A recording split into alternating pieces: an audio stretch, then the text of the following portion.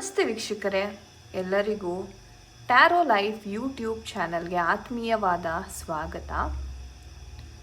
ವೀಕ್ಷಕರೇ, ಇವತ್ತಿನ ಒಂದು ವಿಡಿಯೋದಲ್ಲಿ ತುಂಬ ವಿಶೇಷವಾದ ಒಂದು ಟಾಪಿಕ್ ಅಂತ ಹೇಳ್ಬೋದು.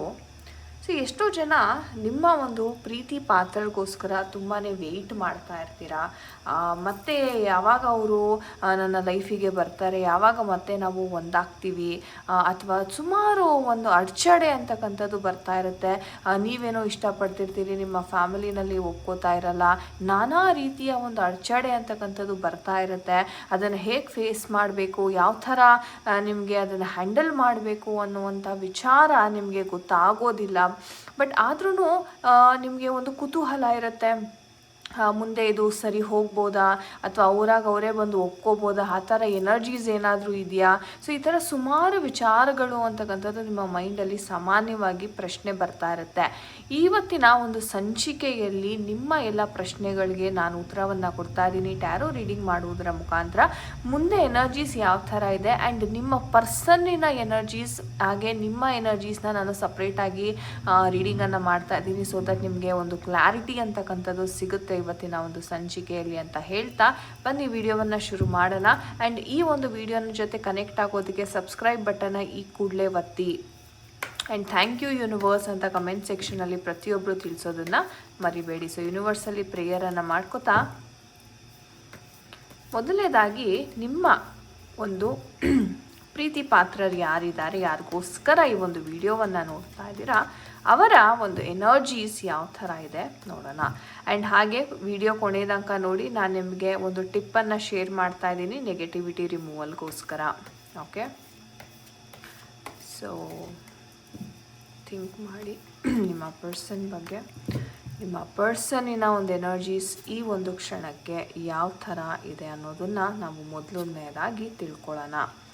ನಿಮ್ಮ ಪರ್ಸನ್ನಿನ ಒಂದು ಎನರ್ಜೀಸ್ ವೀಕ್ಷಕರೇ, ನಿಮ್ಮ ಪರ್ಸನ್ನ ಒಂದು ಎನರ್ಜೀಸ್. ಓಕೆ, ಹಾಗೆ ನಿಮ್ಮ ಎನರ್ಜೀಸ್, ನಿಮ್ಮ ಒಂದು ಭಾವನೆ ಯಾವ ಥರ ಇದೆ ಅನ್ನೋದನ್ನು ಸಹ ಇಲ್ಲಿ ನಾವು ನೋಡ್ಕೊಳ್ಳೋಣ. ನಿಮ್ಮ ಎನರ್ಜೀಸ್ ಯಾವ ಥರ ಇದೆ ಯೂನಿವರ್ಸ್ ಗೈಡ್ ಮಾಡಿ. ನಿಮ್ಮ ಎನರ್ಜೀಸ್ ಯಾವ ಥರ ಇದೆ, ಓವರ್ ಆಲ್ ಎನರ್ಜೀಸ್ ಯಾವ ಥರ ಇದೆ. ಓಕೆ, ಸೊ ಎನರ್ಜೀಸ್ ಬಂದಿದೆ, ನಾನು ಒಂದೊಂದೇ ಎಕ್ಸ್ಪ್ಲೇನ್ ಮಾಡ್ತೀನಿ ವೀಕ್ಷಕರೇ. ಮೊದಲನೇದಾಗಿ ಹೇಳಬೇಕು ಅಂತಂದರೆ ನಿಮ್ಮ ಪರ್ಸನ್ನಿನ ಎನರ್ಜೀಸನ್ನು ನಾನು ಇಲ್ಲಿ ನೋಡ್ತಾ ಇದ್ದೀನಿ. ಯಾವ ಥರ ಇದೆ ನಿಮ್ಮ ಪರ್ಸನ್ನಿನ ಎನರ್ಜೀಸ್ ಅಂತ ನೋಡೋಕೆ ಹೋದರೆ ಮೊದಲನೇದಾಗಿ ಬಹಳ ಕನ್ಫ್ಯೂಷನಲ್ಲಿ ಇದ್ದಾರೆ ನಿಮ್ಮ ಪರ್ಸನ್ ಅಂತ ಹೇಳ್ಬೋದು. ಸೊ ಒಂಥರ ಇವ್ರಿಗೆ ಹೇಗಂದರೆ ಎರಡೆರಡು ಆಪ್ಷನ್ಸ್ ಇದೆ ಲೈಫಲ್ಲಿ. ಜೀವನದಲ್ಲಿ ನಾನು ನಿಮ್ಮ ಜೊತೆ ಮುಂದೆ ಹೊರಿಬೇಕಾ, ಅಥವಾ ಪೇರೆಂಟ್ಸ್ ಹೇಳಿರ್ತಕ್ಕಂತಹ ಒಂದು ಪಾರ್ಟ್ನರ್ನ ನೋಡಿ ನಾನು ಮದುವೆ ಆಗಬೇಕಾ, ಅಥವಾ ಅವರ ಬಲವಂತಕ್ಕೆ ನಾನು ಮದುವೆ ಆಗಬೇಕಾ ಅಂತ ಇವ್ರಿಗೆ ಹೆಂಗಂತಾರೆ ಎರಡರ ಮಧ್ಯೆ ಡಿಸಿಷನ್ ತೊಗೊಳೋದಕ್ಕೆ ಆಗ್ತಾ ಇಲ್ಲ. ತುಂಬಾ ಒಂಥರ ಸ್ಟ್ರೆಸ್ಫುಲ್ ಸಿಚುವೇಶನ್ ಇದೆ, ಬಹಳ ಎಮೋಷ್ನಲಿ ಒಂಥರ ಕಷ್ಟ ಆಗ್ತಾ ಇದೆ ಇವ್ರಿಗೆ. ನಿರ್ಧಾರ ಕೈಗೊಳ್ಳೋಕ್ಕಾಗ್ತಾ ಇಲ್ಲ, ಏನು ಮಾಡಿದ್ರೆ ಏನಾಗಬಹುದು ಅನ್ನೋ ಆತಂಕ ಅಂತಕ್ಕಂಥದ್ದು ಮನೆ ಮಾಡಿದೆ ಅಂತ ಹೇಳಬಹುದು. ಓಕೆ, ಆ್ಯಂಡ್ ಇವ್ರಿಗೇನಪ್ಪ ಅಂತಂದರೆ ಇನ್ನೊಂದು ಪ್ರಾಬ್ಲಮ್ ಈ ವ್ಯಕ್ತಿಗೇನಪ್ಪ ಅಂತಂದರೆ ಒಂದು ಕಮಿಟ್ಮೆಂಟ್ ಕೊಡಲ್ಲ ಈ ವ್ಯಕ್ತಿ. ಯಾಕಂದರೆ ನೋಡಿ, ನೀವು ನೋಡ್ಬೋದು ಈ ವ್ಯಕ್ತಿಯೇ ಬಹಳ ಕನ್ಫ್ಯೂಷನಲ್ಲಿದ್ದಾರೆ ಅಂದಮೇಲೆ ಇವರು ಹೇಗೆ ನಿರ್ಧಾರವನ್ನು ಕೈಗೊಳ್ಳೋದಕ್ಕೆ ಸಾಧ್ಯ ಅಲ್ವಾ. ಸೊ ಹಾಗಾಗಿ ನೋಡಿ, ಈ ವ್ಯಕ್ತಿಯ ಒಂದು ಬಿಹೇವಿಯರ್ ನಿಮಗೆ ಹೇಗೆ ಅನಿಸುತ್ತೆ ಅಂತಂದರೆ ಒಮ್ಮೆ ತುಂಬ ಪ್ರೀತಿಯಿಂದ ನಡ್ಕೊಳ್ಳೋದು, ಒಮ್ಮೆ ಕಮಿಟ್ಮೆಂಟ್ ಕೊಡಲ್ಲ ಅಂತ ಆಟಾಡಿಸೋದಾಗಿರಬಹುದು, ಕೆಲವೊಮ್ಮೆ ನಿಮ್ಮನ್ನೇ ಅವಾಯ್ಡ್ ಮಾಡ್ತಕ್ಕಂಥದ್ದು. ಸೊ ಈ ಥರ ವಿಚಾರಗಳು ಇಲ್ಲಿ ತುಂಬ ನಡೀತಾ ಇದೆ. ಅಂದರೆ ಒಂದು ಪರ್ಸನ್ನಿನ ಬಿಹೇವಿಯರು ಎಷ್ಟರ ಮಟ್ಟಿಗೆ ಫ್ಲಕ್ಚುಯೇಷನ್ ಆಗ್ತಾ ಇದೆ ಅಂತಂದರೆ ನಿಮಗೆ ಒಂಥರ ಆಶ್ಚರ್ಯ ಆಗ್ತಾ ಇದೆ, ಏನು ಈ ವ್ಯಕ್ತಿ ಈ ಥರ ಮಾಡ್ತಾ ಇದ್ದಾರೆ, ಅಥವಾ ಇವರು ಮತ್ತೆ ಕಮಿಟ್ಮೆಂಟ್ ಕೊಡ್ತಾರಾ ಇಲ್ವಾ. ಈ ಕ್ಲಾರಿಟಿಗೋಸ್ಕರನೇ ಎಷ್ಟೋ ಜನ ಈ ಟ್ಯಾರೋ ರೀಡಿಂಗನ್ನು ನೋಡ್ತಾ ಇದ್ದೀರಾ. ಅಟ್ಲೀಸ್ಟ್ ಇಲ್ಲಾದರೂ ನಮಗೆ ಕ್ಲಾರಿಟಿ ಅಂತಕ್ಕಂಥದ್ದು ಸಿಗುತ್ತಾ ಅಂತ ಒಂದು ಭಾವನೆಯಲ್ಲಿ ಎಷ್ಟೋ ಜನ ಇಲ್ಲಿ ಇದ್ದೀರಾ. ಫೈನ್, ಇದು ಒಂದು ಜನರಲ್ ರೀಡಿಂಗ್ ಆಗಿರುತ್ತೆ, ಖಂಡಿತ ನೀವು ನೋಡ್ಬೋದು. ಬಟ್ ಇಫ್ ಇನ್ ಕೇಸ್ ನಿಮ್ಗೆ ಏನಾದರೂ ಪರ್ಸ್ನಲ್ ರೀಡಿಂಗಿನ ಅವಶ್ಯಕತೆ ಇದೆ, ಈ ಒಂದು ಸಿಚುವೇಶನ್ ನಿಮಗೆ ಹತ್ತಿರ ಆಗಿ ಲೈಕ್ ರೆಸೊನೇಟ್ ಆಗ್ತಾ ಇದ್ದರೆ ಒಂದು ಪರ್ಸ್ನಲ್ ರೀಡಿಂಗ್ ಸೆಷನ್ನನ್ನು ನೀವು ಖಂಡಿತವಾಗ್ಲೂ ಮಾಡಿಸಿ. ಇಲ್ಲಿ ಪ್ರೀತಿ ಇದೆ, ಪ್ರೀತಿಗೆ ಯಾವುದೇ ರೀತಿ ಕೊರತೆ ಇಲ್ಲ. ಯಾಕಂದರೆ ನಿಮ್ಮ ಪರ್ಸನ್ ನಿಮ್ಮನ್ನು ನಿಜವಾಗಿಯೂ ತುಂಬ ಆಳವಾಗಿ ಪ್ರೀತಿಯನ್ನು ಮಾಡಿದ್ದಾರೆ. ಓಕೆ, ಆ ಎಮೋಷನ್ಸ್ ಅಂತಕ್ಕಂಥದ್ದಿದೆ. ಆ್ಯಂಡ್ ನೀವು ಬಂದ ನಂತರ ಇವರ ಬಾಳಲ್ಲಿ ಒಂದು ಹೊಸ ಶುರುವಾದಂತಕ್ಕಂಥದ್ದಾಗಿದೆ. ಆ್ಯಂಡ್ ಇವರ ಪ್ರಾಬ್ಲಮ್ಸ್ ಏನೆಲ್ಲ ಇತ್ತು ಇವರ ಲೈಫಲ್ಲಿ, ನೀವು ಬಂದ ನಂತರವೇ ಒಂದು ರೀತಿ ಹೇಳಬೇಕಂದ್ರೆ ಸ್ವಲ್ಪ ಸುಧಾರಣೆ ಆಗಿದೆ. ಆ್ಯಂಡ್ ನೀವು ಸಹ ಅಷ್ಟೇ ತುಂಬಾ ಇವ್ರಿಗೆ ಸಾಥನ್ನು ಕೊಟ್ಟಿದ್ರಿ. ಆ್ಯಂಡ್ ಅದೇ ಥರ ಆ ಒಂದು ಪ್ರೀತಿ ಒಂಥರ ನಿಮಗೆ ಆ ಒಂದು ವಿನ್ ಸಿಚುವೇಶನ್, ಅಂದರೆ ಎಲ್ಲನೂ ಚೆನ್ನಾಗಾಗ್ತಾಯಿತ್ತು, ಏನೂ ಕೊರತೆನೇ ಇಲ್ಲ ಅನ್ನೋ ರೀತಿ ಈ ಒಂದು ಪ್ರೀತಿ ಈಡೇರ್ತಾ ಇತ್ತು.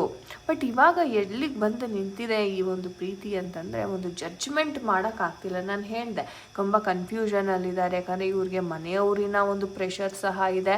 ಅಟ್ ದ ಸೇಮ್ ಟೈಮ್ ನಾನು ನನ್ನ ಲೈಫಲ್ಲಿ ಯಾವ ನಿರ್ಧಾರವನ್ನು ಕೈಗೊಳ್ಳಬೇಕು ಅನ್ನೋ ಒಂದು ಕನ್ಫ್ಯೂಷನ್ ಸಹ ಈ ವ್ಯಕ್ತಿಗೆ ಬಹಳ ಇರೋದ್ರಿಂದ, ಸೊ ಒಂದು ರೀತಿ ಹೇಳಬೇಕಂದ್ರೆ ಒಂದು ಮೈಂಡ್ಸೆಟ್ ಅಷ್ಟು ಇವ್ರಿಗೆ ಫೇವರಬಲ್ ಆಗಿಲ್ಲ. ಏನು ಮಾಡಬೇಕು, ಏನು ಬಿಡಬೇಕು, ಅದಕ್ಕೆ ಸದ್ಯಕ್ಕಂತೂ ಇವರು ತುಂಬ ನ್ಯೂಟ್ರಲಾಗಿ ಕೂತ್ಕೊಂಡ್ಬಿಟ್ಟಿದ್ದಾರೆ. ಏನಾಗುತ್ತೋ ಆಗಲಿ, ನಾನು ಜಾಸ್ತಿ ತಲೆ ಕೆಡಿಸ್ಕೊಳ್ಳಲ್ಲ ಅನ್ನೋ ರೀತಿ ಇವ್ರು ಕೂತಿದ್ದಾರೆ.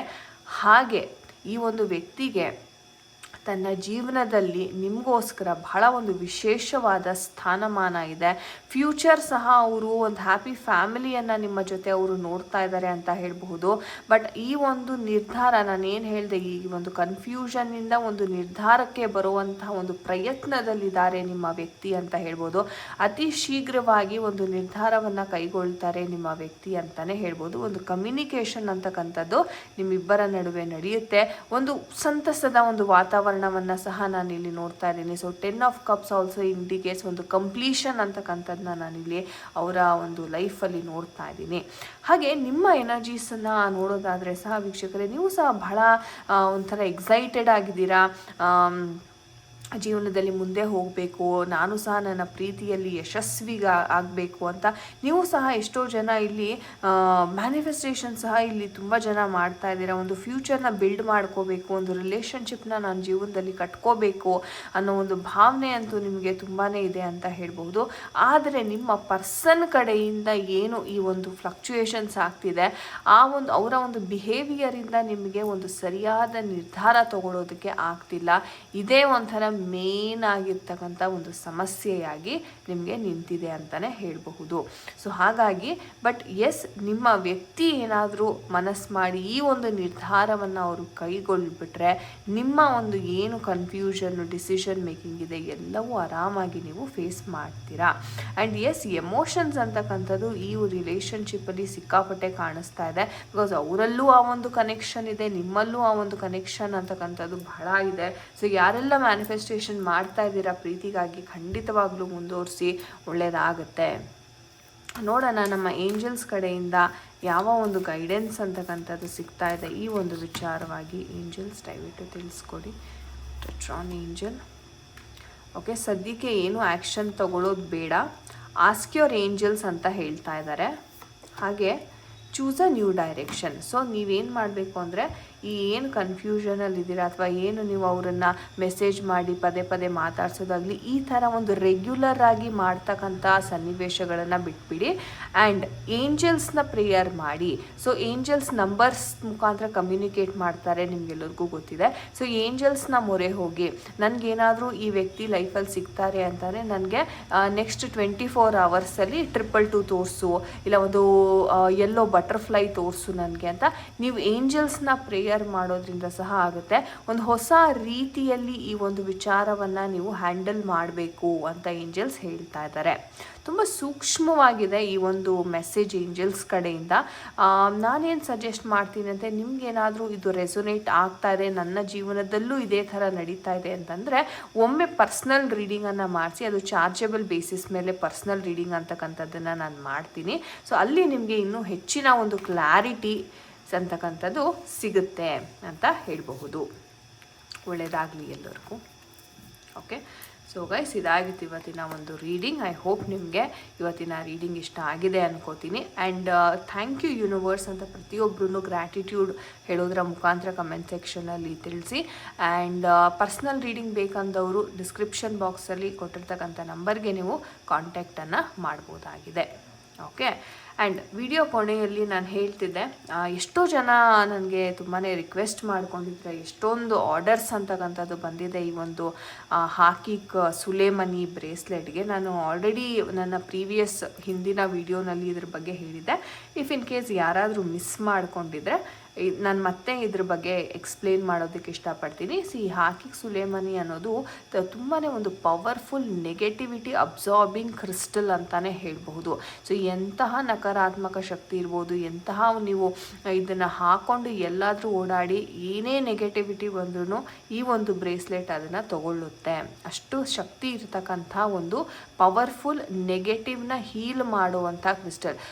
ಸುಮಾರು ನರದೃಷ್ಟಿ ದೋಷಗಳು, ಕಣ್ದೃಷ್ಟಿಗಳಾಗಿರಬಹುದು, ಆಮೇಲೆ ನೀವು ಎಲ್ಲಾದರೂ ಹೊರಗಡೆ ಹೋಗಿ ಬಂದಾಗ ನಿಮಗೆ ತುಂಬ ಡ್ರೈನ್ ಔಟ್ ಆಗೋ ಥರ ಫೀಲ್ ಆಗುತ್ತೆ, ಬಹಳ ಒಂದು ಕೆಟ್ಟ ಕನಸುಗಳು ಬೀಳ್ತಾ ಇದೆ, ತುಂಬ ವಿಚಿತ್ರವಾಗಿ ನನಗೆ ಅನುಭವಗಳಾಗ್ತಾ ಇದೆ ಅಂತಂದರೆ, ಮೊದಲನೇದಾಗಿ ನೀವು ಮಾಡಬೇಕಾಗಿರೋದು ಅಂದರೆ ಈ ಒಂದು ಬ್ರೇಸ್ಲೆಟ್ನ ಆರ್ಡರ್ ಮಾಡಿ ಧರಿಸಿ. ಈ ಒಂದು ಒಂಥರ ಸುರಕ್ಷಾ ಕವಚ ಅಂತಕ್ಕಂಥದ್ದನ್ನು ನಿಮಗೆ ಕೊಡುತ್ತೆ. ಹಾಗೆ ಮಕ್ಕಳಿಗೂ ಸಹ ನೀವು ಇದನ್ನು ಧರಿಸ್ಬೋದಾಗಿದೆ. ಓಕೆ, ಸೊ ಈ ಒಂದು ಮಾಹಿತಿಯನ್ನು ನಾನು ನಿಮಗೆ ಕೊಡಬೇಕಿತ್ತು. ಆ್ಯಂಡ್ ಈ ಒಂದು ಬ್ರೇಸ್ಲೆಟ್ನ ಯಾವಾಗಲೂ ಅಷ್ಟೇ ಒಂದು ಸೆಲೆನೈಟ್ ಪ್ಲೇಟ್ ಮೇಲೆ ಇಟ್ಟು ಸದಾಕಾಲ ನೈಟ್ ಹೊತ್ತು ಚಾರ್ಜ್ ಮಾಡಬೇಕು. ಸೊ ನೀವು ಬ್ರೇಸ್ಲೆಟ್ ತೊಗೋತಾ ಇದ್ದೀನಿ ಅಂತಾನೆ ದಯವಿಟ್ಟು ಅದರ ಕೆಳಗಡೆ ಸೆಲೆನೈಟ್ ಪ್ಲೇಟ್ನ ಸಹ ತಗೊಳ್ಳಿ. ಯಾವುದೇ ಕ್ರಿಸ್ಟಲ್ಸ್, ಪೆಂಡುಲಮ್ಸ್ ಆಗಿರ್ಬೋದು, ಏನೇ ಇದ್ರೂ ನೀವು ಈ ಒಂದು ಪ್ಲೇಟ್ ಮೇಲೇ ಇಡಬೇಕಾಗತ್ತೆ. ಸೊ ದಟ್ ಈ ಒಂದು ಕ್ರಿಸ್ಟಲ್ ಏನು ನೆಗೆಟಿವಿಟಿ ಬೆಳಗಿನ ಜಾವ ಅಬ್ಸರ್ವ್ ಆಗಿದೆ ಅದು ಈ ಒಂದು ಪ್ಲೇಟ್ ಮೇಲೆ ಇಟ್ಟ ತಕ್ಷಣ ನೈಟ್ ಹೊತ್ತು ಈ ಒಂದು ಕ್ರಿಸ್ಟಲ್ ಕ್ಲೆನ್ಸ್ ಮಾಡುತ್ತೆ. ಸೆಲೆನೈಟ್ ಪ್ಲೇಟ್ ಒಂಥರ ಚಾರ್ಜರ್ ಇದ್ದಂಗೆ. ಈ ಒಂದು ಕ್ರಿಸ್ಟಲಲ್ಲಿ ಅಬ್ಸರ್ವ್ ಆಗಿರ್ತಕ್ಕಂಥ ನೆಗೆಟಿವಿಟಿಯನ್ನು ಇದು ಹೀರ್ಕೊಂಡು ಇದನ್ನು ಮತ್ತೆ ಕ್ಲೆನ್ಸ್ ಮಾಡಿ ನಿಮಗೆ ಬೆಳಿಗ್ಗೆ ರೆಡಿ ಮಾಡಿ ಕೊಡುತ್ತೆ. ಮತ್ತೆ ನೀವು ಇದನ್ನು ಧರಿಸ್ಬೋದು. ಸೊ ಈ ಒಂದು ಮಾಹಿತಿ ನಿಮಗೆ ಇಷ್ಟ ಆಗಿದೆ ಆ್ಯಂಡ್ ನಾನು ಅನ್ಕೋತೀನಿ. ಆ್ಯಂಡ್ ಯಾರಿಗೆಲ್ಲ ನಿಮಗೆ ಈ ಒಂದು ಬ್ರೇಸ್ಲೆಟಿನ ಅವಶ್ಯಕತೆ ಇದೆ, ಖಂಡಿತ ಕೊಟ್ಟಿರ್ತಕ್ಕಂಥ ನಂಬರ್ಗೆ ವಾಟ್ಸಪ್ ಮಾಡಿಬಿಟ್ಟು ಅದ್ರ ಬೆಲೆ ಎಷ್ಟಾಗುತ್ತೆ, ಎಷ್ಟು ದಿವಸದಲ್ಲಿ ಕೊರಿಯರ್ ಡೆಲಿವರಿ ಆಗುತ್ತೆ ಅನ್ನೋ ಮಾಹಿತಿಯನ್ನು ನೀವು ತೊಗೋಬೋದು.